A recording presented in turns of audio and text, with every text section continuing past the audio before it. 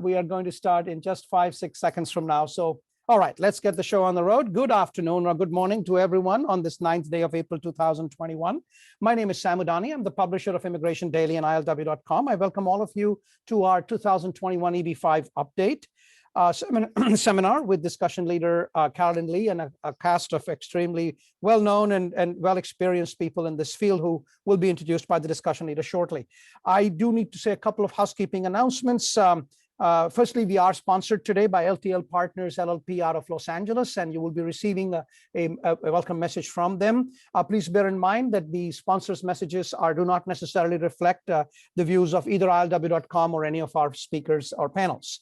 Also, please bear in mind today that nothing you hear today is legal advice and everything is copyrighted. Now, we do have a special announcement about the seminar's recording. As you know, in this industry, we are all facing the gun to our heads from Congress about the program expiry within a few months from now, not even 3 months from now. And naturally, everyone in this industry would like to see the program continue. Though there are differences of opinion amongst many things in this industry, there is no difference of opinion in seeing the program continue. And I'm happy to report, I think many in Congress feel the same way. However, so what we're going to do today is we're trying to achieve two things. One is we'd like to make this available to as many constituents of this particular program as possible. So we are going to be posting this recording online. But as you all know, we encourage interactivity, we encourage questions, and you can do that by the question answer function, by the chat function. And we want you to continue to do that today by offering your thoughts and comments to the panel. But at the same time, we don't want you to be dissuaded by the fact that it's being recorded. So here's what I'm going to do. As MC, I will treat your questions as anonymous questions. So please keep them coming. I will not read your name out. That's all. So the substance of your question will be addressed by the panel. You can do that at any time in the Q&A box or the chat box, but we will not record them with your name so that you don't have to worry in case you did not phrase it just right from the point of view of how posterity might see that question. And with all of those housekeeping announcements out of the way, I'm now turning this over to Carolyn. Well, thank you so much, Sam. As ever, just a word about my history with Sam. My very first EB5 talk was given on an ILW platform back in, I think, 2005. So Sam and I go way, way back. So I thank him for hosting this incredible event today with true experts in this area. We're going to be talking about EB5 legislation. That's all we'll be covering here. And I couldn't be more pleased with this lineup. And I am truly humbled, which, as some of you may know, takes a lot. So that is saying a lot. This is really going to be as free-flowing as we can make it. I will moderate to the extent that we want to keep the conversation going. But each of us here has been in the weeds with legislation for a long time, and we're really going to be drawing on that experience and expertise today. Before I kick things off with an introduction of my distinguished panelists, I must say that IIUSA gave a tremendous lineup of presentations in the virtual leadership conference that just closed. It was over a 2-day period, panels of the most distinguished and knowledgeable people about EB5 within the industry, and notably a staff of Senators Grassley and Leahy. This is session 3, and I believe all of these recordings are posted. And Aaron, are they available to the public on the IIUSA website? Yes, ma'am. They are. Wonderful. And if any of you has questions about how to navigate, please email me or Sam. I'll make sure that you have that link. Yeah, we'll send it out to everybody. As soon as we get it from Carolyn, everyone who registered for this event, will send them out those links. No problem. Thank you, Carolyn. Wonderful, wonderful. And with that, I'm going to just ask my friends and co-panelists to introduce themselves. And I really invite you to tell us about your background, how you came to be in the EB5 space, and what you've been up to, what your role has been in this latest EB5 legislation drive. So I'm going to start with Aaron, who is the Executive Director of IIUSA. Also, because we agreed you would go by alphabetical order and first name. And I don't see how that could be anybody but me. Thank you, Carolyn. Thank you, Sam. Thank you, ILW. I appreciate the opportunity, of course. My name is Aaron Grau. I am the Executive Director of IIUSA, and I have been there almost 3 years now, which is pretty amazing to consider. Sometimes I feel like it's been the blink of an eye, and sometimes I feel like it's been about 10 or 20 years. In either case, it's been a rewarding experience. I cut my teeth years and years ago on Capitol Hill doing workforce development issues, economic development issues. And when the opportunity arose to throw my hat in the ring, so to speak, to work with IIUSA, I did it from the perspective of economic development, because that's what I knew, that's what I know best, that's what I saw this program as, and I saw it as an opportunity to further my work in that regard. So it's been, as they say, like drinking from a fire hose with regards to the immigration elements of IIUSA and EB5, but I still maintain, and I've said it many, many times, that the Regional Center Program and the EB5 visa is really an economic development program that's been painted with an immigration brush. And from that perspective, the program and the community and all of the stakeholders owe a huge debt and tremendous respect to the investors, to the immigrant investors who make that economic development possible. So that's been my perspective as executive director. It's a little bit about where I've been, and I'm very grateful to be part of this panel and speaking with you, Carolyn. So thank you. Thanks so much, Aaron. Well, it's alphabetical, Bill, so you're up. You're not going to go by William. You're going to go by Bill. Okay, I got it. Okay. Hey, listen, Sam, Sam, I want to thank you very much again for inviting me to this great panel. And Carolyn, I really appreciate your leadership here, as always. Carolyn, Aaron, George, and I have worked together tirelessly over the past couple of years working on legislation. Carolyn, you asked for some of my background and perspective. My perspective is, and I know that Aaron said this is more a business development job creation program than it is an immigration program. But, I come from a family of immigrants, most of whom came here in the early 1900s. And immigration has been a foundation for this country. It's what makes us strong. It's like the strong people come to this country and they make this country what it is. And I'm very proud of that. And when I became involved in EB5, that was a lot of the reason, because I met wonderful people who come to the US and bring their talents and bring their families and bring their success and plant that seed here and watch it grow in the US. So I'm really proud of that. I'm proud of what we've done to help wonderful people come to this country. And I'm proud for the work that we've done for this country by creating new US jobs, new development, and new projects, new businesses throughout the country. On the legislative side, when I was in college, I worked on Capitol Hill a bit, and I also was a registered lobbyist for a short period of time on a state level. When I look at the EB5 program, when I first got involved in 2007, it was key to me to be involved in the legislative side of the EB5 program because we are a creature of statute. Everything that this program exists as a result of the US government.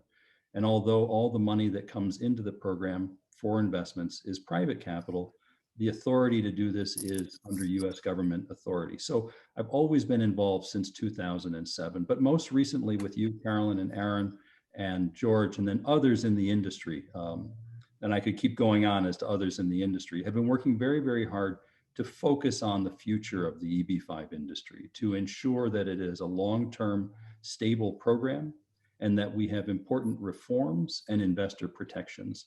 So my perspective is we're a regional center. We have helped many, many people come to the US. We've created new US jobs. Those people who've come, many of them have gotten their unconditional US green card and the full repayment of their investment. And in order for us to make sure that that continues, we must have legislative reform. And it's been a real focus of our company to have reform and investor protections. So Sorry, a little long-winded, I apologize, but that's That it. was No perspective. perfect. Exactly what I was looking for from you, Bill. Now, last but not least, critical member of the team, George McElwee, take it away. Thank you. I appreciate it. Sam, thank you very much for the invitation. Carolyn, it's a pleasure to be here with you today. And it's actually been great to work with you over the past few years too. So thank you, Carolyn. So yes, George McElwee here with Commonwealth Strategic Partners. I'm a co-founder and managing partner there. My business partner, I started Commonwealth Strategic Partners about 7 years ago now. We both have extensive experience on the Hill and off the Hill. I was chief of staff to Congressman Charlie Dent from Pennsylvania for 9 years. During his, so when he first was elected office, and then I was with him for 9 years, and then he retired a few years later. Been working with Aaron for a number of years, and then we were able to kind of come on board with IIUSA at the same time. It's been a great experience. I think my perspective previously on the EB5 was as a congressional staffer, and knowing that there were different individuals in our districts that had EB5 interests, and so working with them on some of those. But then I also look at it as an economic development or economic investment program. After my second stint on the Hill with Mr. Dent, I went to a association that represented the U.S. subsidiaries of foreign companies.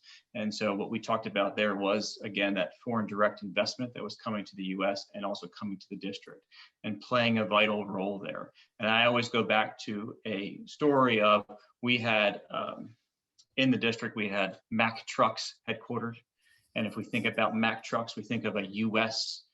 strong, the Bulldog, we think of it as a U.S. company.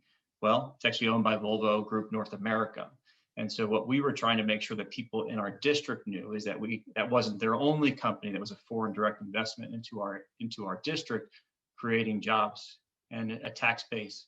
We also had others, but unless we informed and let people know that this was investment coming in from overseas and showing the vitalness of that, that it would just never be something that they would ever think of. And so that's what I see us doing here with EB5, is making sure that districts and senators, also representatives and senators from around the country, understand the amount of investment that's coming into their districts and states, and actually how it helps and propels those economies to the future. So that's my perspective, and thank you very much. I look forward to today's panel.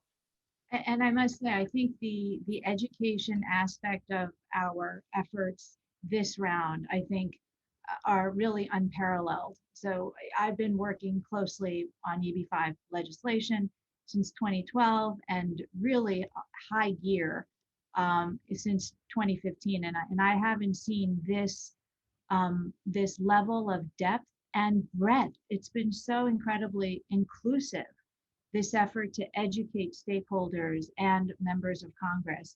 And I really do applaud the gentleman here for that. Turning to the state of play, I'll take this one very briefly. So we're all gathered here today because the EB5 Regional Center program is sunsetting again. This is the 13th, 14th, 15th time that the Regional Center program is experiencing a prospective sunset since 2015. Except this time it's a little bit different because we're uncoupled from the two critical other vehicles that have more or less, if not assured, given us a strong sense of confidence that EB5 would continue to be reauthorized. We're decoupled from the other immigration pilot programs, which are E-Verify, Conrad 31st Shortage Area Physicians, and religious workers. We're not a part of that gang of four. And we're also decoupled from the appropriations process. So this is a novel situation for EB5. We have, in response to that, in a sense, we have the Grassley-Leahy bill that was reintroduced March 18th. This is S831. And if you look at congress.gov for information about this bill, it says on March 18th, it was read twice and referred to the Committee on the Judiciary. So we're going to get into the nuances of the state of play, the advocacy strategy, our challenges in a little bit. But I think it would be when I read that language, George, it reminded me of this this framework and the process that is going to be behind this bill, from where we are, where we have been, to the finish line, which we hope will be enactment. So can you kind of walk us through, applying your vast experience on the Hill, where have we been, where are we now, and what's going to happen, and what needs to happen to get us to enactment? Yes, thank you, Carolyn. I think compared to where we've been and where we are now is that we have a bill. And I think that's always been something that we've been working so diligently toward for at least the past few years that I've been working with IIUSA. There have been a number of iterations of trying to get to some type of legislation. And then most recently, we had all the work that was being done up into the omnibus, which is where we weren't able to achieve getting our reauthorization language in there. And that's, as you mentioned, the decoupling of the program from the appropriations of the budget cycle, which put us to that June 30th deadline. And since then, what we've been able to do is continue to work with Senators Grassley and Leahy on this introduction, which now just happened just a couple of weeks ago. And that's kind of where we've been and where we are now. And moving forward, I say that, it was people want to say that was a big victory for us in getting the bill, which in some ways it was, but really it was a milestone for us. And that's what we need to look at, that there are multiple milestones that we will need to achieve throughout this until we get to that June 30th deadline. And this was the one big one. We also need to be working on a milestone of trying to make sure that there's legislation introduced in the House, which is what we are working on now, to make sure that there's that companion piece of legislation. And then in doing that, once we have those two pieces of legislation, the other achievements we must all kind of work together to do is actually getting supporters for the bill. And that would be co-sponsors and working to get them to publicly state that I support S831 or I support HR, whatever the number will be, and saying this is where we're building that grassroots. So when I mentioned in my opening about identifying foreign direct investment in the district the member of Congress that I worked for, that's what we need to be doing also, and identifying the programs and the projects that have been established and were successful through the EB5 program to make sure that those districts are understanding that they want more of those projects. They don't want that to stop either at June 30th, but we have to also let them know that this is how it came to fruition. So I think that's kind of where we are and working toward that. But then also it's not just what's happening on the Hill, and I'm not trying to capitalize time here, but it's also what we're doing off the Hill too. So we've always looked internally or just to our peers at the EB5 industry. We need to be working externally as well a little bit more by saying what other interest groups are beneficiaries of EB5. So we've talked about the American Hotel and Lodging Association, some of the other lodging organizations that are out there, but then also we have support now from the National Association of Realtors. Those are the groups that we need to kind of bring into the fold because that's going to help us and our strategy on Capitol Hill. And Carolyn, yeah, I appreciate that. And I'm sure there are many more things to say, but having now at least heard a little bit from all the panels, I thought maybe we should hear from the audience. And we have a little poll for the audience, and it's all anonymized, so no one's names are going to be attached to it. And the panels can't vote, so only you folks can vote. If we can have the poll up on the screen, technology, if we can launch it. And it's 5 questions, it's multiple choice. It takes maybe 5 or 10 seconds to fill out. And I want to encourage all of you to, once we have it on the screen, we should have it momentarily. Oh, here we go. There it is. So may I request everyone in the, in the audience to please fill out this information, and we'll all see the results together right now. And you will have an idea of how your interests and your views compare to the other folks in the audience. And so will the speakers, and they can incorporate that in terms of their comments today. So may I encourage everyone to please take a few seconds. It's very simple. It's just a multiple choice. So if you can do that, we will all see the answers together in about 30 seconds from now. Can I request folks to just click the right buttons and hit send? It looks like 5 questions. Okay, so we do have people completing it, but it took a few seconds for people. It looks like 5 questions do take more than 10 seconds. So I want to give people another 10 to 15 seconds to finish. May I request folks to go ahead and continue? I can see more and more people are doing it. Thank you. And we are all going to see the answers together so we get a nice sense of what the audience feels about the issues that are being discussed by the panel. A lot of folks have voted. I want to give people another 5 seconds extra, just in case somebody needs to complete. And nearly the entire audience has finished. Oh my goodness, only 1 or 2 left. 2 more seconds. Okay, let's see the results together. Let's see the results. Okay, here we go. So I'm going to just read the results out, and folks in the panel, feel free to comment and stop me if you like. But here is what we see. We see in terms of folks who are in the audience today, about half of them are from projects, but we do have approximately equal numbers of investors, attorneys, and service providers.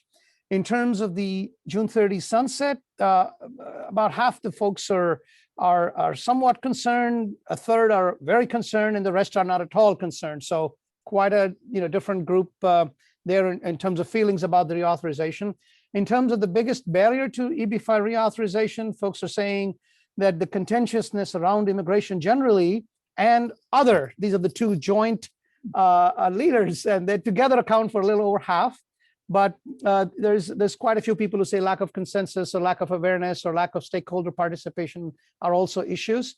What is the biggest EB-5 registry priority? Half the audience says faster USCIS processing times. And long-term reauthorization is runner-up with a third. And some people say avoiding program lapse, which I guess is also a short form for long-term reauthorization to some extent, is the third group there. In terms of are folks engaged? Well, half are and half aren't. So half the audience is engaged and the other half isn't. So that's the results from the poll. Thank you, everyone in the audience, for participating. Hope that gives you some idea of what other people are feeling. And I'm going to turn this back over to Carolyn. Thank you so much. And I'm really heartened to see that almost half are engaged in some fashion. And hopefully we'll give you some concrete ideas in this panel on about how you can get involved with reauthorization. George, I actually wanted to come back to you because there is a lot of interest and curiosity and interest specifically on the process, on the sausage making process. I have questions like, well, we have just 2 sponsors and they're on the Senate side. So that must mean that this bill has really got no legs. What's happening specifically on the House side? What is there a vehicle in the works that folks are talking about? How is this actually going to ride on something, since there is no must-pass bill on the horizon, at least the ones that we're used to seeing, which is really the appropriations bills. So can you kind of walk us through the nitty-gritty and maybe address some of those questions as well? Sure. Well, we're very fortunate that we have 2 great leaders in the Senate to really lend their support and maybe driving this forward. So in Senators Grassley and Leahy. And so because of their support for it, we've been have a very close relationship with the staffers that are directly engaged here. And so that's part of the process. And that's something that you, Aaron, Bill, and others have been engaged in since the end of last year, really trying to work through this legislation. And making sure that it is actually workable and is actually beneficial to all parties. And I think what we're always then trying to make sure is what we're doing is for the program is making sure that we have that long-term reauthorization. So that's where we are. So I think with that, now that we have the bill in the Senate, yes, it was introduced by 2 bipartisan, which is a big notch for saying, on the positive, saying this is where we need to move. It wasn't just one member of one party introducing the bill. We have a bipartisan bill, and we're taking that language, and educating the other members of the Senate and their offices about that bill to really engage them, educate them on it, but then also hopefully getting them to join as a co-sponsor. With that language, we do believe that the Grassley-Leahy language is probably the best opportunity for us to have success in getting assigned into law. And so we want to make sure that we have that language and try to really bring it over to the House side and what we would call a companion bill. So the House companion legislation. And we are working with members of Congress to see who we can actually have to introduce that bill. And then we would do the same thing in the House in gaining and educating offices to get them as co-sponsors. That's the kind of the mechanics of that part. But what we would be doing is, one, while that's a lot of groundwork to get done, but what we need to have is that broad base of support from members of Congress, both sides of the aisle, so that when there are, as you mentioned, must pass or vehicles, legislative vehicles that have to, that will pass and get through each chamber, that if we have that broad support for that bill, then we can start really looking to say, where can we attach this to? And that's even something when this past week, when we had our advocacy summit, and we had our congressional speakers, which was from Senator Leahy and Grassley's office, they said that they will be spending hours and hours and hours trying to identify what vehicle they will want to attach this to. But the best way for us to do that is to make sure that we have the support in the chambers to actually say that it's worthy to do that. And that's why it's so important for us to actually be acting now and moving toward getting supporters for the bill. And that came through really loud and clear. I think it was Raj from Senator Leahy's office who made it was, point. yes. We need to be laying the foundation now and reaching out to our members of Congress now, so that when they get that ask, they're prepped. Aaron, tell us about IIUSA's position, IIUSA's efforts, and your role in this bill, S831, being introduced and being where it is today. Well, pardon me, our position is clear. I mean, we obviously support the bill, and we do so with vigor. IIUSA, that is, was contacted early on and exclusively by Senate staff to help develop the bill as representative of the industry. We're grateful for that, and our position from the word go was to help develop a bill that helps achieve Senate goals, congressional goals, without hindering the operation of the program, and that provides stability to the EB5 ecosystem overall. And that stability comes in a lot of forms. One of them, obviously, is 5-year reauthorization that allows us to plan accordingly. The other stability is for immigrant investor protections. So, I mean, all of that goes into what our position is. I mean, we believe in this legislation. We helped craft this legislation, and we're very supportive of the legislation. My role in, go ahead. Sorry. No, so Senators Grassley and Leahy, who are very influential, these are leading legislators on the judiciary, which is the Committee of Jurisdiction over Immigration in the Senate. Why did they reach out to IIUSA specifically? And as you say, I believe they reached out to us because we represent the EB5 community. I don't like to say the EB5 industry so much. We represent the EB5 community, which includes not only regional centers and their NCEs and JCEs, but we also work with immigration lawyers, we work with banks, we work with chambers of commerce, both in the United States and abroad. We just represent a very broad and a very deep cohort of EB5 stakeholders. And we have been committed to the same question of integrity reform as has Grassley and Leahy for years. And I believe that's why they reached out to us. It also, I think, from having been involved in this, I think it has to do with the past history of having worked with these offices. Would you say? I mean, I think that the concept of good faith and trust, it came up in so many words again and again. And I personally think that the wins that we were able to get in this legislation, which are unique to the many, many prior iterations of the EB5 integrity bill, were the product of that relationship. Could you speak to that relationship in history? And George and Bill, please feel free to chime in, because you're all involved in where we are. Well, Counselor, if I'm not mistaken, I think that's what they call a leading question, but I'm happy to answer it.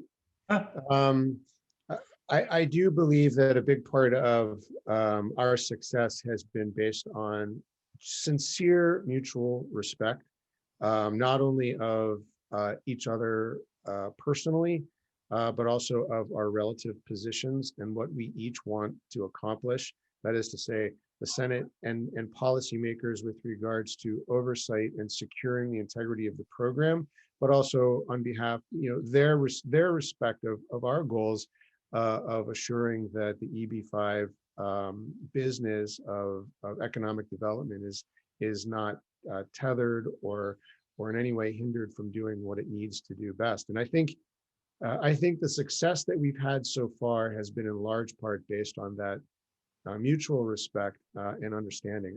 I can't speak to what the relationship between Grassley Leahy and the community IIUSA was prior to 2 years ago or so. But since then, we've made a concerted effort to recognize their priorities. And I think they, in turn, have done yeoman's work in recognizing ours. If I can make one comment, then I'm going to throw it over to Bill because I think he wants to say something too. But I also think that the reason why that they came to us is because of what we were able to accomplish in getting practitioners to the table. There have been a number of iterations of these bills that have come forward, and I'm not going to call myself out as an expert at all on EB5, but on the legislative process, possibly. But I would say those deliberations were surrounded around a table were lobbyists. They weren't the practitioners. They weren't the ones that are actually at the front lines working with the brokers, the investors, the business developments that actually were allowing the program to actually do what it's supposed to do. And I think that was something that they saw too. We are the subject matter experts because of IIUSA and its membership, and they value that, and they know that if they're asking us questions, we're really turning around to the folks that are the members of the association and saying, how can we make this work? How can we do this? What feedback would they be asking for to help craft legislation that's actually going to do the program, the investors, and all the economic development it's going to do them good. Exactly. At the end of the day, it's going to do them good. Yeah, and Carolyn, if I could just jump in for a second, you asked about, what are our prior relations with the members and the staff?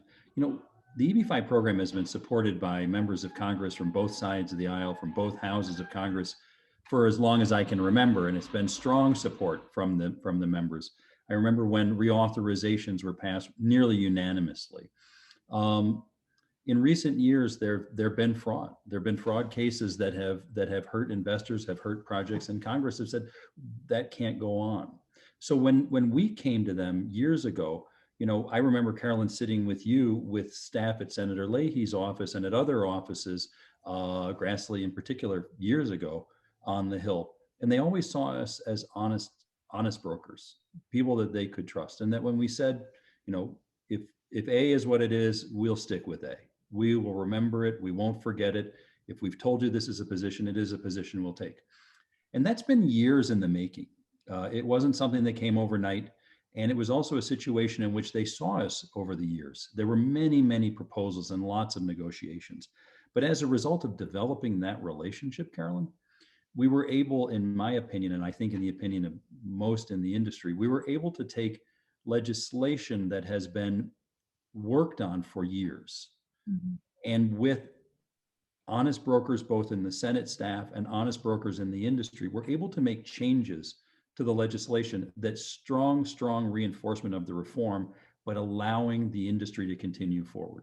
Normal practices, which you would expect in any sophisticated financial industry.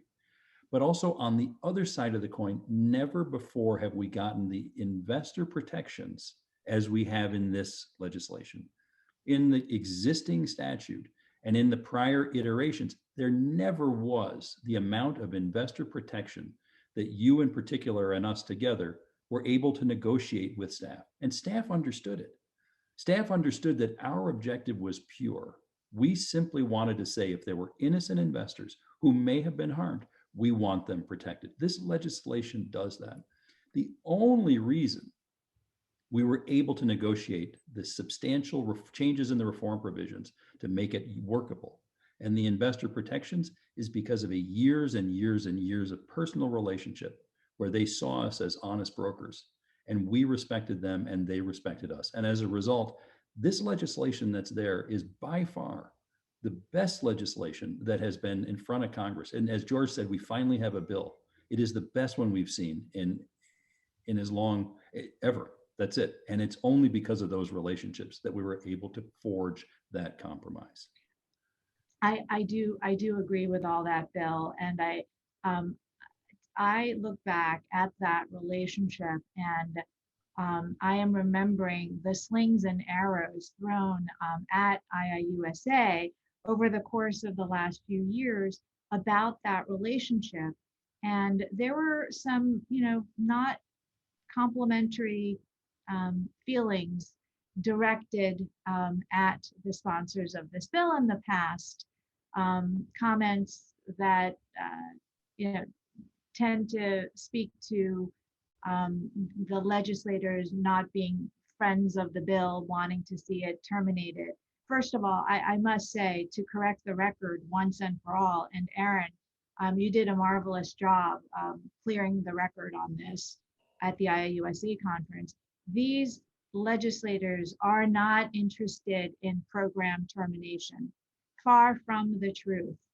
They and the staff spoke to this as well. They want to see this program reach its full potential. And in their views, oversight and integrity is paramount, are paramount. And that is the thrust of the bill that they are sponsoring. But they are not interested in terminating the program at all. This is a bill to reauthorize the program and introduce oversight and integrity for the next 5 years. So with that,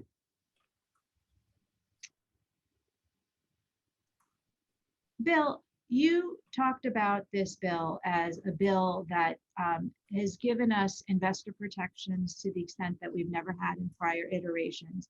Aaron, you spoke about essentially the balance that this bill achieves between the oversight authority given to USCIS and the ability of regional centers and funds and project parties to operate in a reasonable manner. Bill, can you speak to this a little more? Let's start with the investor protections.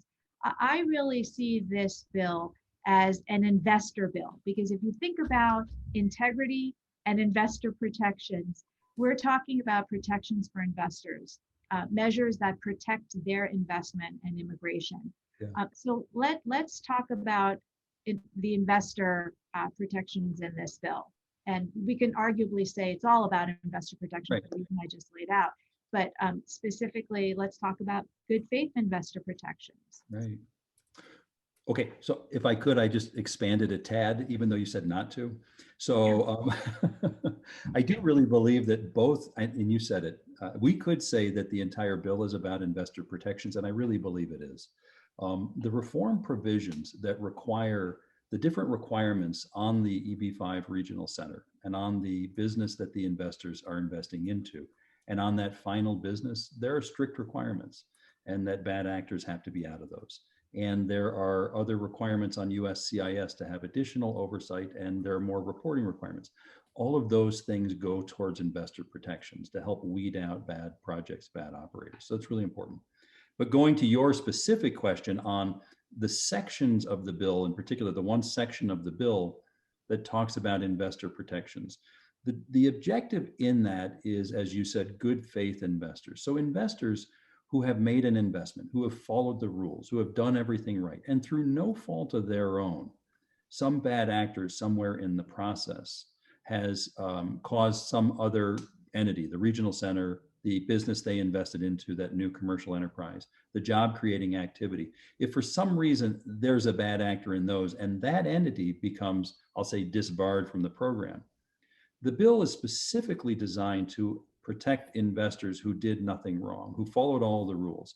And there are a number of scenarios in it, but the whole objective is to say, look, under this bill, as it is written, when it is enacted, you investor, you will have avenues to protect yourself, your immigration status, and possibly your investment in the event that someone else did something wrong. But if you had clean hands, if you did it with good faith, you will have a lot of protections in this bill, which don't currently exist, but which the industry and IIUSA, Carolyn and you, we've been pushing for a long time, because it's only right that investors be protected if they've done everything right. And this bill does that. Absolutely. There is a question from the floor, and I'm going to treat this as anonymous. I want to remind everybody that this is, all the questions are going to be treated anonymously, so you can feel free to ask whatever you want. So an anonymous person, but I know this person to be very experienced in EB-5, I'll just put it that way, okay, is asking, panel, can you please address the fact that AILA and many lawyers are unhappy because of subparagraph P of the bill? This clause effectively removes any meaningful appeals for the investors and project. Any comments? I'll take that on, sure. Well, I think we need to start with the context. And the context is that in prior bills, there was complete federal court jurisdiction stripping. And that obviously is completely untenable. And AILA and IIUSA, and I would bet every other industry group involved in commenting on prior legislation have all commented on that aspect of it. So kudos to that work. This provision does not completely strip jurisdiction on the benefit side for all of the decisions related to investor petitions and regional centers that are in Section 2 of S831 are all appealable to the AAO. And there is recourse to the federal court. So sometimes I hear floating around, there's no recourse to the federal courts. It's complete jurisdiction stripping. Untrue. It is limited, however, in that we must first exhaust. We have to first take that adverse decision to the AAO and wait for the AAO to make a determination before we can take that case. Arguably, this is far better, right, than what we had, but also this is not ideal. And we all recognize that. We don't want any limitations on judicial review. And we also know that its processing times at the AAO are long. We don't want that. I can report to you that IIUSA made at least 3 firm, good faith runs at taking this provision out or limiting it in some way. And I think the progress we can report was that it was received in that way. It was seriously considered. We did not prevail. That doesn't mean that advocacy needs to end on this issue. We're all in favor of complete unfettered recourse to the federal courts. So, and I can also report that there is at least one other advocacy group trying to move the needle on this. So stay tuned. Okay, thank you everyone for asking questions. Keep them coming. Remember, the panel really has a lot of knowledge and information about this, and they can share with you stuff that like Carolyn just did. So please don't be shy. Go ahead, and back to you, Carolyn. Wonderful. And that is a good segue into just examining other objections. And again, I would point everybody to session 3 of IIUSA's advocacy forum, because I thought the staff just did, they were so clear about addressing, I wouldn't even call them oppositions, they're really concerns. These are genuine concerns about, is this the right step for us? Is this really good for the industry? Is there something better? So let's examine some questions about, are there other alternatives? Should we be shooting for something else? Is it correct for us to put our eggs in this basket, in the S831 basket? Aaron, George, Bill, can we talk about this? Sure. This is one that puts a burr under my saddle. I got to tell you, Carolyn. Is it worth putting our eggs in this basket? Holy cow. Maybe not. Could you please point to the other basket I should consider putting my eggs in? There is none. June 30th, 2021 is a real date. It is a statutorily defined date. at which point the program will expire unless there is additional legislative action.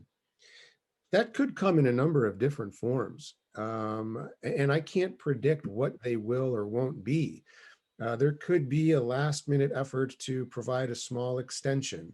There may not be.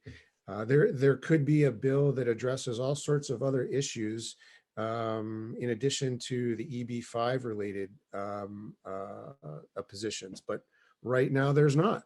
So right now, the only basket we have to work with is SA 31. It does good things for the program. It does fantastic things to protect immigrant investors. It stabilizes the program. Is it perfect? No, absolutely not. I don't think anybody would ever say that any piece of legislation is definitively perfect. But I ask again, show me another basket. I'll think about putting my eggs in it, but there is. On this though, I think, and it's true, show me another basket, but there's part of it is we helped create this basket. We were one of the weavers of this legislation. So for us to, I think there is this argument out there that Grassley and Leahy are putting out a piece of legislation and we just gotta take it or leave it. Right. It's not Grassley and Leahy putting out a piece of legislation. It's the representatives of the industry that worked with Grassley and Leahy to draft this legislation that was introduced. We have skin in the game. We are a vested partner with them. And so for us to think that we can just drop it and go somewhere else would be disingenuous in all the effort, and also would go fly in the face of our membership too, who empowered us to go to Grassley and Leahy and work with them. And I think that's what we need to make sure that we're communicating, is that this isn't just some piece of legislation that was just put out and dropped and now that's our only game in town. No, we were a player in that, and we need to make sure that that's why we want to be a driving force to getting it done. Well, and I think that also history is a guide here as well. I mean, I like the eggs and basket analogy. I mean, when we look at this, it's a great basket. And there were always a couple of things that we had in prior legislation that people were looking for. First being reform. And the obvious need that the industry needs, wants, has pushed for reform and investor protections. And then a long-term reauthorization. Those have always been key components. Other components that people would like are additional visas, changes in the targeted employment area definition, and a lower investment amount. And those are all great things to want. The difficulty becomes on reform. We all agree that reform is required. I think really almost everybody in the industry requires. Everybody in the industry wants long-term reauthorization. And as to visas, investment amount, and targeted employment areas, everybody wants those, but no one is able to define them. Is it a TEA that's at this level or that level? Does it have that boundary or this boundary? Is the investment amount this high or is it that high? What's the differential? These are the kinds of questions that we would love to have answered. It would be terrific. And for years, we tried to get legislation that encompassed all of those issues, including additional visas. But the reality is that there was never any way to get unanimity or anything close to that, a majority in Congress and in the industry to support them. There were too many divergent opinions. And at the end, even though it never did, because many in the industry finally said, I can't live with this piece or I can't live with that piece. What we have is a piece that is common throughout all of this work, which is reform and reauthorization. The other pieces are great, they're nice, but in reality, if you're saying I can't support reform unless I have those other pieces, TEAs, investment amount, and visas, I can't support reform. The reality is that means you don't support reform. Because trying to put those other eggs in this basket will break it. It'll never go through. Right now, we have the ability, and I think one of the analogy was where the ball's on the 10-yard line. We can move it to the 5-yard line. We need to move it to the 5-yard line. There will be other opportunities to push the ball over the edge, right? To get to those additional TEA definitional questions, the investment amount questions, ideally more visas, shorter waiting times, reduced retrogression. It's all those things, they're important. But if we don't have reform, we don't go in with clean hands. We can't ask for those things and expect that they will seriously be considered if others in the Congress can look and say, you know what, you all have to clean house first before we say we'll give you some additional benefits. The reality is we have a package now that includes what's really key to the long-term viability of this industry, long-term reauthorization and reform. Those other pieces are also very important, but without the first two, we don't have an opportunity to seriously get those others. And to say that we have bargaining strength to leverage Congress now to get all that we want without giving them what they need in order to give us more is foolhardy. We have to take what we have in our basket now. There is no other basket. And a basket that tries to carry everything is just going to break like it has every time in the past. I think that is a very, very compelling point, Bill, because we iterations of bills that try to do it all, and from both sides of the aisle, and also on a bipartisan basis. And those issues of how to define a high unemployment TEA and what ought the differentials be between the TEA amount threshold and the non-TEA amount threshold have just proved incredibly divisive when all the members of Congress have been asking the industry to present a unified front. It's just too hard to move a bill otherwise. We just had it was hard to reach agreement on that. They're just inherently different interests on those questions. Can I jump over? Yeah, please. Yeah. I think that there's a really important point on that, Carolyn, which is I remember speaking with a staff member of a leader in the Senate, and she said, Congress should deal with the big pictures of the reform and reauthorization, and the agency should deal with investment amount, targeted employment areas, and the like.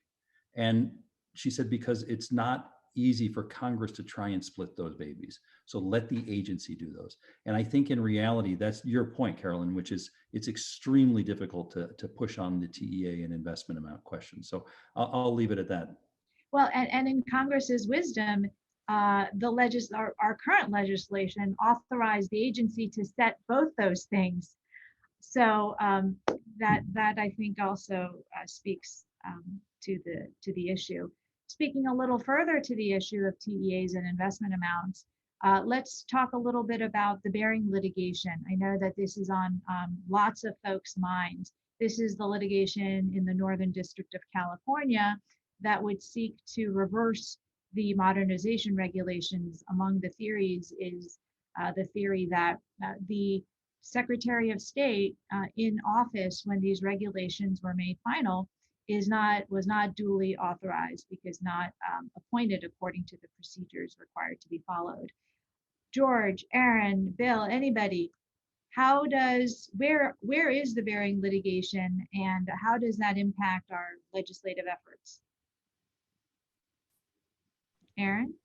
No one's unmuting. That's funny. I don't, the Behring legislation is at an interesting place simply because the federal government, Secretary Mayorkas, recently ratified the regulations that are in question.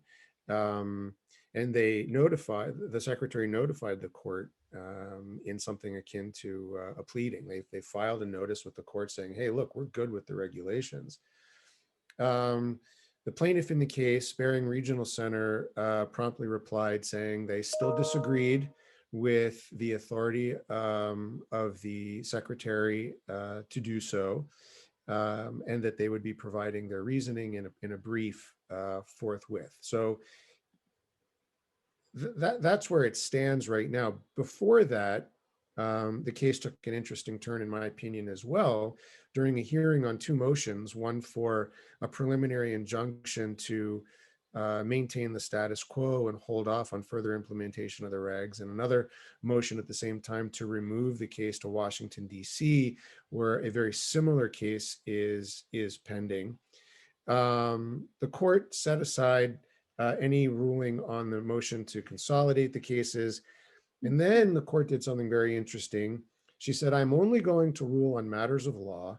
I'm not going to rule on any matters of fact with regards to damages and irreparable harm, et cetera, to the plaintiff, just on matters of law. And I'm going to change the nature of the plaintiff's motion from one of seeking preliminary injunction to one of summary judgment. In other words, I'm going to hear arguments on questions of law, and I'm going to decide the whole case on those questions.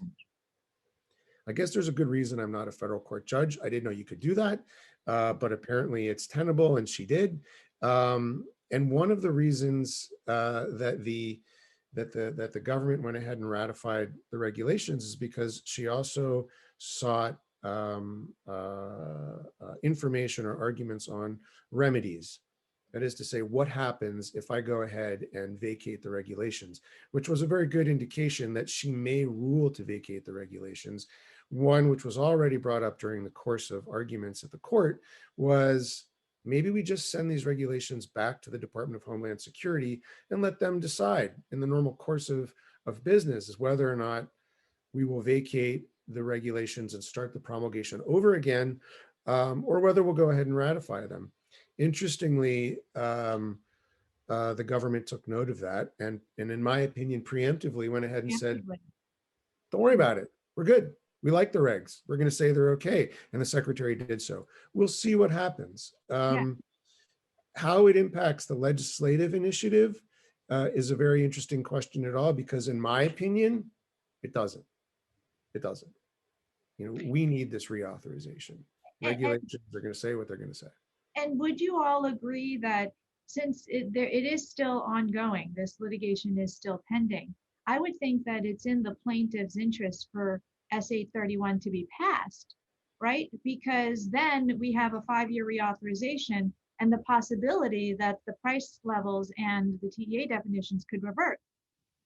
Right. I mean, Carolyn, I agree with you on that one, but I think the likelihood of the price, totally agree with you. In the event that we have a 5-year reauthorization, the program's going forward, we have reform, we have investor protections, and then federal court says, nope, regulations were done wrong. Therefore, we're going to throw them out. Investment amount goes down to 500,000 and the TEAs are set back. In my opinion, it's an interesting sort of mental exercise. It really is. But I think there's two things that are important to remember here. The first one is, well, first off, it's litigation. I used to be a lawyer. I don't practice law anymore, but you never know with litigation. Litigation, I've seen cases that I was sure would go this way and they went that way. So, I mean, you never know on these things.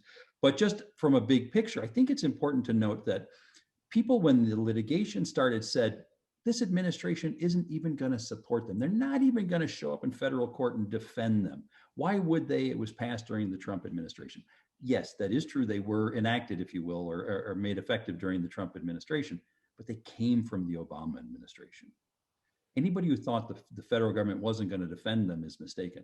More importantly, as Aaron pointed out, the secretary said just a few days ago, I support these, I ratify these. In the event that the plaintiffs win, it's going to be appealed. And it's going to be appealed and appealed and appealed. You'll have a split decision. It could go all the way up. But even if in the end the plaintiffs win, doesn't it seem most likely that it would go back to the agency? Now, I don't know where in the administrative process it would go. I am no administrative law expert. But if it goes back to Secretary Mayorkas, you've already seen him say, I ratify, I support. These were done correctly, and I ratify the fact that these are enacted. I just can't see that the amount is going to go back down to 500,000 as a result of these regulations being kicked out. I just don't see it. I'd love to be wrong, but initially I thought maybe the plaintiff is right. Maybe the government won't defend, but instead we've seen it. If they lose, they'll be appealed. And I really believe if in the end they lose, they'll immediately reenact them, and to whatever extent they can under administrative law. But life is too short to wait for that. I mean, it could be a long, long time. And Carolyn, let me point this out as well for what it's worth. And I don't think I'm talking out of class because this is all public record. But to your question as to what would be in the best interest of the plaintiff, wouldn't they want this legislation to pass? I think it's worth noting that counsel to the plaintiff in both the Bering case as well as the Washington, D.C. case are the same lawyer, the same law firm.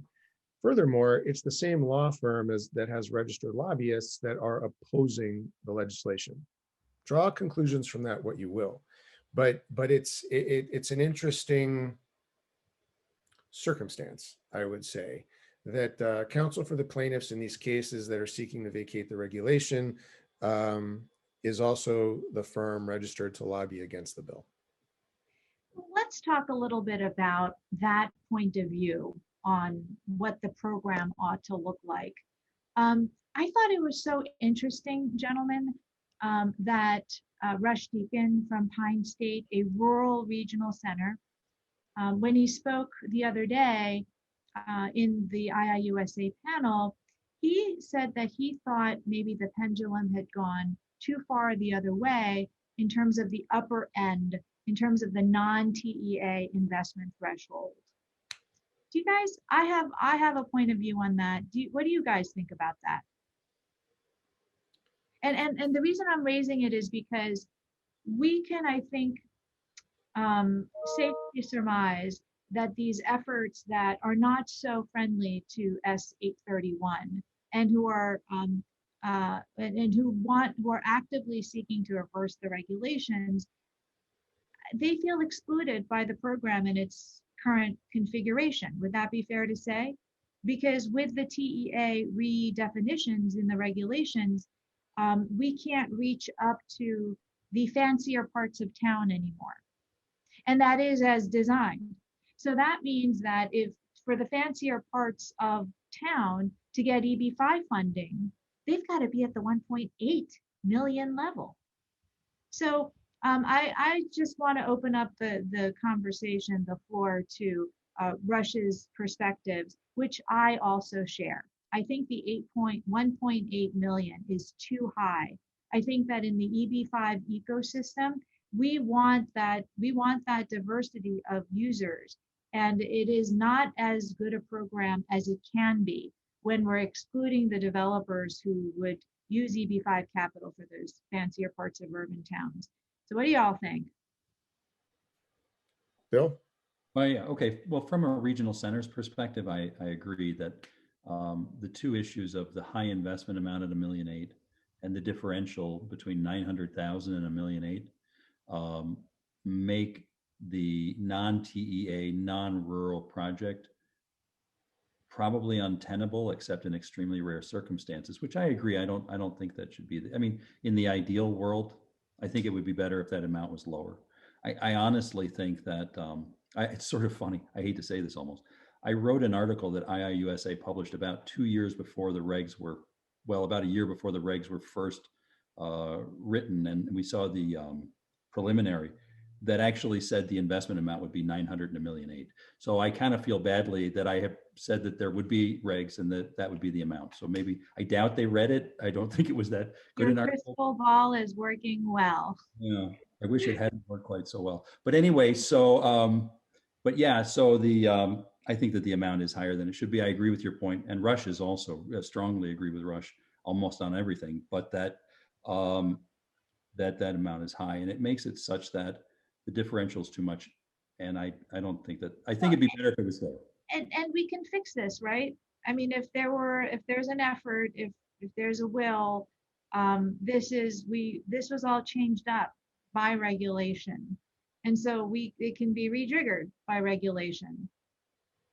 It could be, but it could also be rejiggered by legislation. I do think that it's unlikely, and it could be by regulation. I think that the key, though, to legislation is going to be more visas, but that again is a different topic. So I apologize. On top of the foundation of long-term reauthorization. And absolutely, once you have long-term reauthorization and reform, then you can see any of these issues, TEA definition, as well as amount, as well as visas being addressed. Fantastic. The only thing I'll add, because as a person who does not operate a regional center, I don't know that I could speak with authority to the levels of investment. But with regards to adjusting those levels in legislation, I will not take issue with my colleague from New York, but simply point out that that those levels will not be addressed in this legislation. Period. Yeah, no, I agree with you. Every time they try and do the grand bargain never works. It just doesn't. It becomes unwieldy. Yeah, I think that would be, I really, actually, my personal view is it would be imprudent. We need 5-year reauthorization. We need stability. We need the oversight reforms. Let's get them done. We all agree. Yeah. An investment amount and differentials, I think, is more of a mental exercise at this juncture. absent having reform and reauthorization with a long-term reauthorization, it's very theoretical.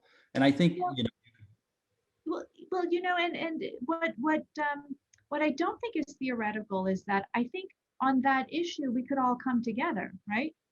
I mean, we could all also agree, just like we need oversight in long-term reauthorization, we like the ecosystem to be as rich and vibrant as possible.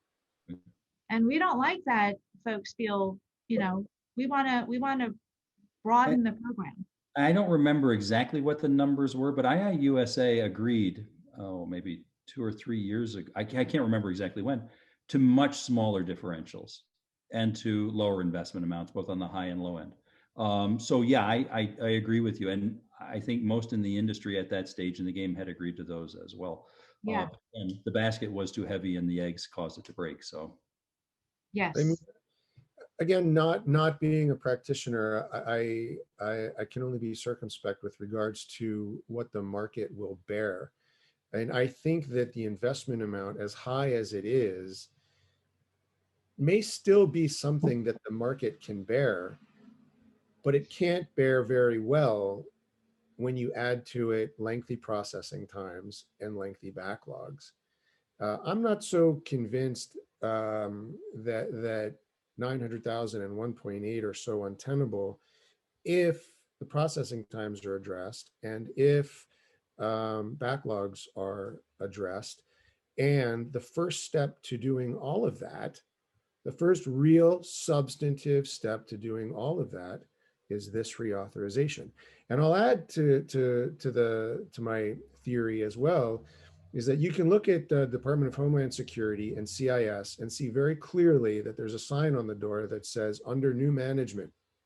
And I believe that the Biden administration and Secretary Mayorkas can and will take a very different tack to operations at IPO and processing times, simply because there's an understanding and appreciation of what this program does for the country. Aaron, I am hearing that your work and George's work and Bill's work is not done, even when this bill does get to the finish line. We've got advocacy with the agency before us. And actually, let me jump in on that, because that's something that the audience clearly said. There was one pattern when you asked this question to the audience about what would they like to see in legislation, and half the audience, way more than all the other choices, said we want to see faster processing times, right? So yeah. I have a thought on that, and I want to invite the panel's comment on this, right? Mr. Mayorkas is no stranger to immigration. He's not an outsider. He was head of USCIS for many, many years under Mr. Obama, right, under the Obama administration. And now, of course, he's got a promotion. He's no longer just head of USCIS, he's head of the whole shaboodle, the whole Department of Homeland Security, of which USCIS is part. So when he was USCIS chief, he went before Congress and repeatedly, under penalties of perjury, said publicly, repeatedly that he believed that I don't think he said every, I think he said almost every case before the USCIS should be processed in 6 months. He says that's what most federal agencies do. Why should we be any different? There may be individual cases which may take a long time to adjudicate, but the overall pattern should be that we should be adjudicating everything in 6 months. I mean, that was the tenor roughly that I remember from memory. And he delivered, maybe not 6 months, but he definitely delivered on faster processing times across the board, including I-526s, I-829s, I-924s. He delivered on everything. I mean, family immigration, asylum, everywhere he delivered faster processing times. Now that he's the overall head of DHS, a lot of people are hoping that he repeats it again. And I wondered if anyone would like to share their comments on that. I would love to share my hopes and dreams on that. I think that one of the biggest disappointments of how IPO was managed under the prior administration was the abysmal processing times. And there was no explanation for it, because once we had the modernization regulations, especially right afterwards, Q1, Q2, the usage was so low that there was no conceivable justification for the de minimis output at IPO with respect to EB5 cases. And repeatedly, stakeholders asked in the stakeholder meetings, please explain. And is there a plan to improve the processing times? And we never got a satisfactory answer. And we certainly did not get anything hard with respect to any plan or commitment to improve those abysmal processing times. One of the things that I am most hopeful about with the new administration and hopefully the new leadership coming in is that we will see more rational processing times. I just checked processing times for 526s before hopping on. It's like the upper end is 50 plus months, 50 plus months. And that we're all going to age out of our professions and everything else before our clients' cases are through. So this is obviously untenable. And I do hope and expect that we'll see an improvement there. Well, And go ahead. If I could just add, Sam, you're right. I mean, Carolyn, I believe you were there, but I was definitely in public meetings with Secretary Mayorkas when he was the head of USCIS, and his commitment. And he said, I am committed to getting processing times down to 6 months. And, you know, he didn't get there, but you saw that the administration was on a path and moving in that direction. And I agree with Carolyn. I hope, and I mean, what happened in the last administration with processing times was not sensible, appropriate, or acceptable.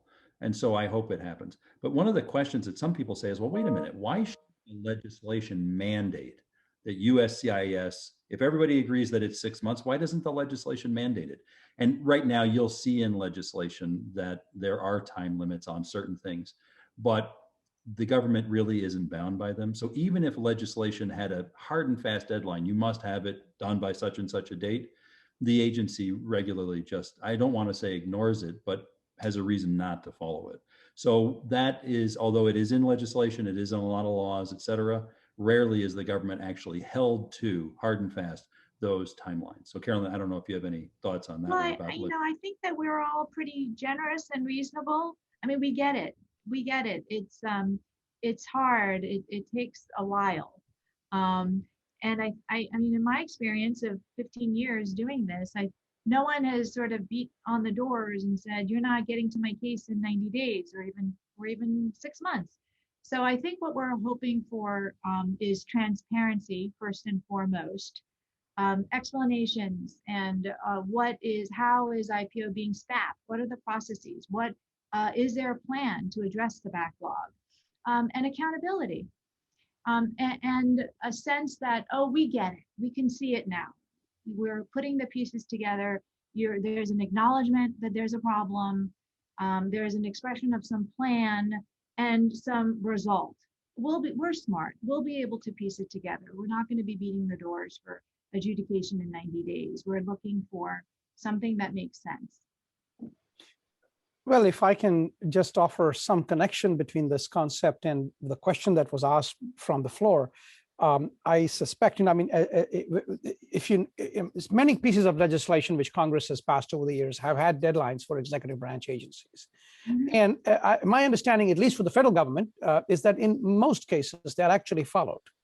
The USCIS, in that sense, is an outlier. It's an agency which usually does not follow congressional mandate. I mean, arguably, it's breaking the law in not following the congressional mandate.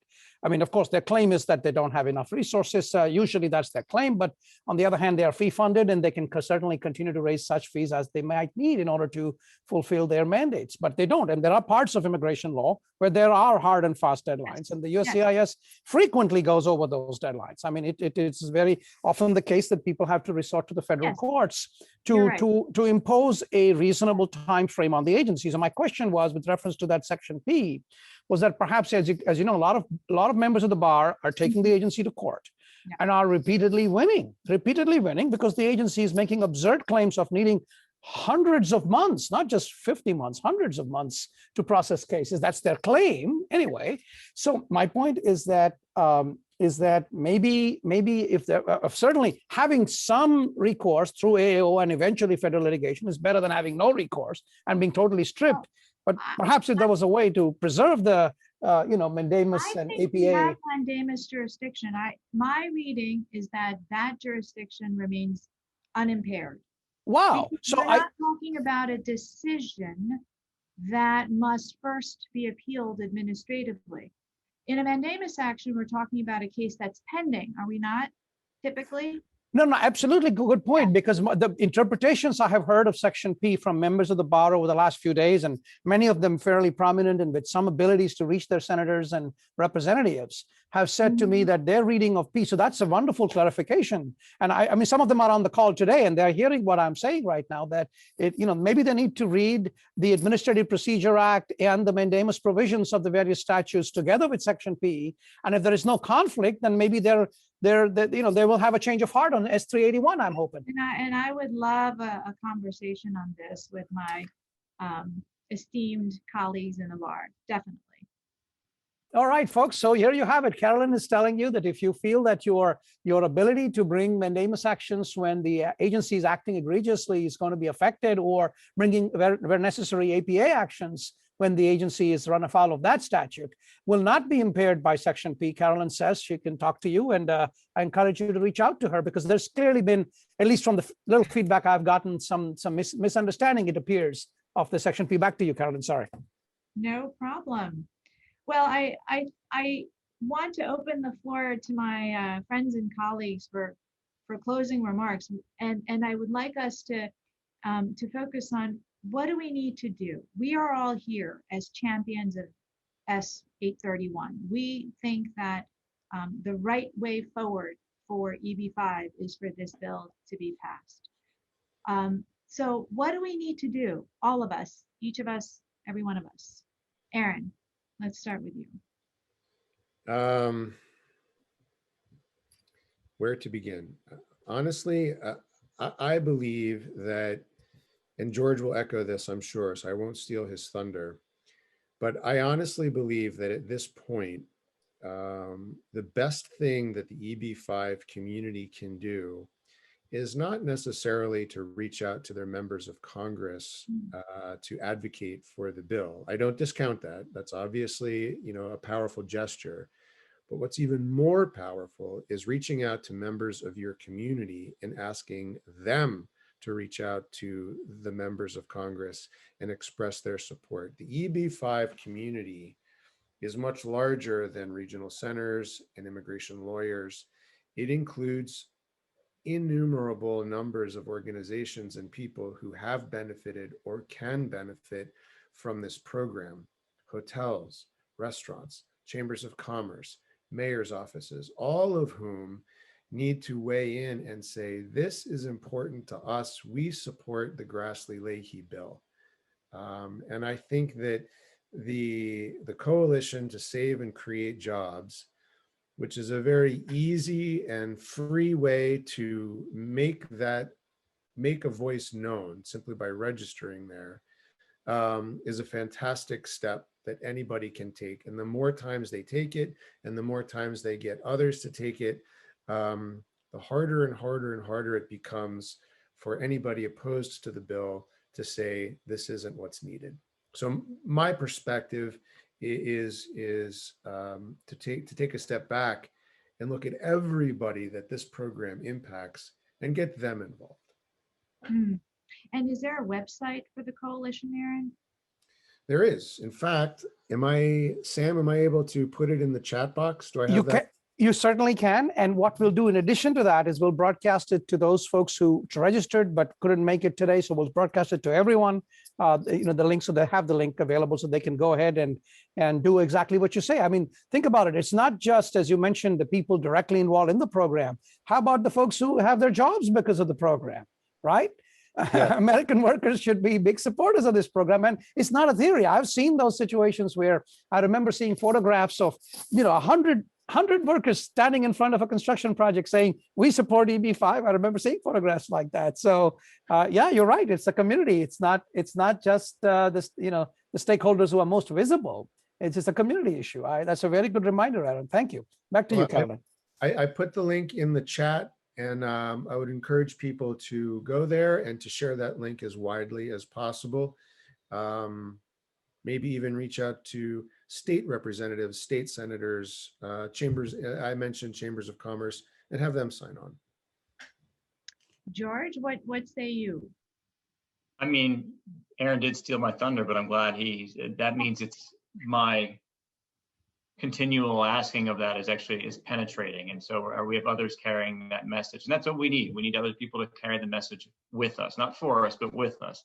And that's what we've been trying to do, is really get out into the communities and try and talk to folks about getting them engaged and really supporting the EB5, but supporting the Grassley-Leahy bill moving forward. This will give us that 5-year reauthorization. And we can then use the same power, the same groups that we have that are coming out supporting us to get the 5-year reauthorization. We can turn them into supporters and allies when we're looking at TEAs, investment amounts, visas, wait times, all of those different things. Let's create the coalition now to actually have that as a long-term ally for us going forward. Before Bill jumps in and gets the final word, I just want to point out that for years, Carolyn, you had mentioned earlier that this would be the 17th or 18th time the program's reauthorized, something along those lines. So for years and years and years, there's been one strategy. I don't know that this strategy has ever been embraced. And I think it's time to do something different in order to finally get that ball, as Bill said, at least to the 5-yard line.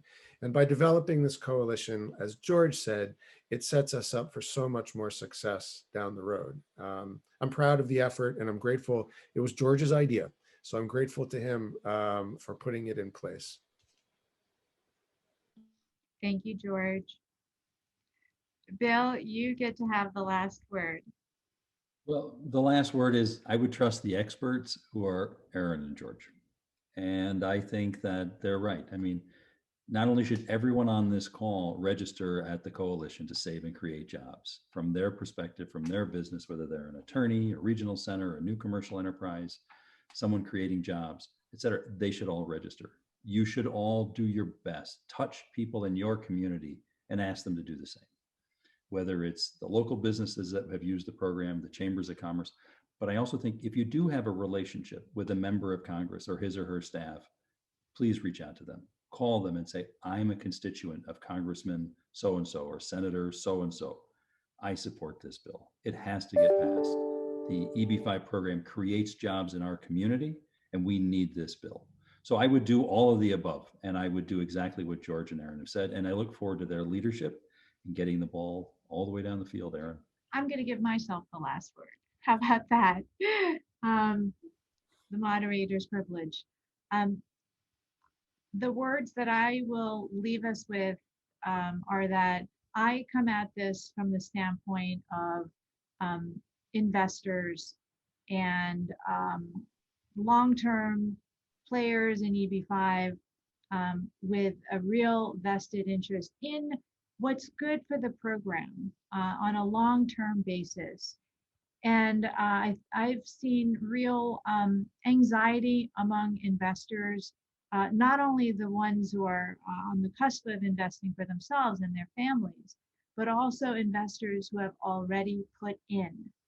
And the cycle after cycle of what's going to happen with the program, what's going to happen with my investment, with my immigration, I do feel a responsibility to give them that sense of assurance that the program will continue to exist, that their hard-earned investments into their dreams are being protected.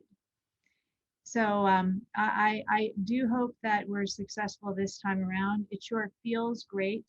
And I really, really applaud everyone who's here and those who aren't, and thank them. And we're really grateful.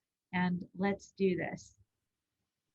Wonderful. Thank you, everyone. I do need to repeat to everyone who is hearing and who will hear this later when this recorded media plays that nothing you heard today is legal advice and everything is copyrighted. And with that, this is goodbye from ILW.com. Thank you, Sam. Thank you, Carolyn. Thank you.